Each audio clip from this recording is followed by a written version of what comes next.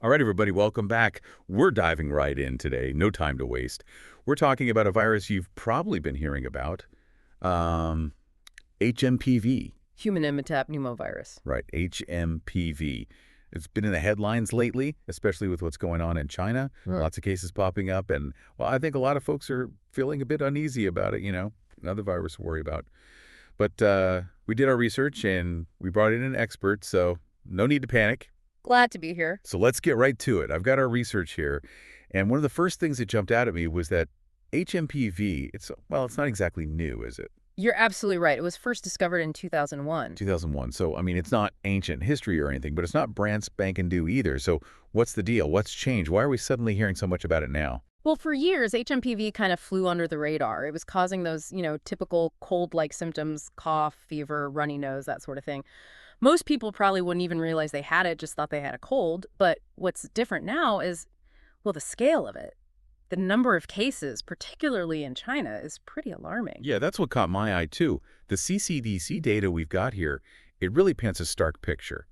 During the week of December 16th through the 22nd, get this, HMPV infections were actually higher than COVID, rhinovirus, and the adenovirus combined. It's definitely concerning. So, I mean, that's a pretty big deal. Help us understand what's happening here. Sure. So a few things seem to be converging. First, we're right in the thick of respiratory virus season. That always leads to an increase in cases. On top of that, after, 3 years of COVID precautions, masking, social distancing, a lot of people's immune systems might be a bit out of practice. Right, like we all got a little too good at avoiding germs for a while there. Exactly. And that could be making people more vulnerable to viruses like HMPV. And to make matters even more challenging, there aren't any specific treatments or vaccines for HMPV at the moment. See, that's what worries me. No specific treatments, no vaccines. Why is that? Well, it's a bit complicated. HMPV is a tricky virus. It mutates, changes constantly, which makes it really difficult to develop a vaccine that can effectively target it. And we still need more research to, really understand how it works, what the long-term effects might be. But the good news is research is happening. Scientists are making progress. Well, that's good to hear. But in the meantime, this lack of treatment, it must be putting a lot of strain on the healthcare system, especially in China. Oh, absolutely. We're seeing reports of hospitals being overwhelmed, especially in the northern provinces, where the surge is the most intense. And it's not just China, right? Our research shows that Malaysia and Pakistan are also dealing with an increase in HMPV cases. Is it the same story there? Same kind of surge. It's still too early to say for sure, but those rising numbers, they definitely raise concerns about the possibility of a wider global trend. And it really underscores the need for international cooperation, sharing data to track how this virus is spreading and evolving. We need to be working together on this. So, all right, let's recap. We've got seasonal patterns, relaxed precautions after COVID, a virus that's tricky to treat, and no vaccine yet. Feels like a perfect storm, right? It's definitely a cause for concern, yes. So what can we do?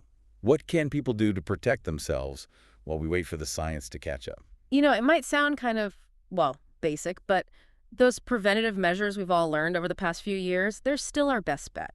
Washing your hands, wearing a mask, especially in crowded places, staying home when you're feeling sick, those simple things can really make a huge difference in preventing transmission.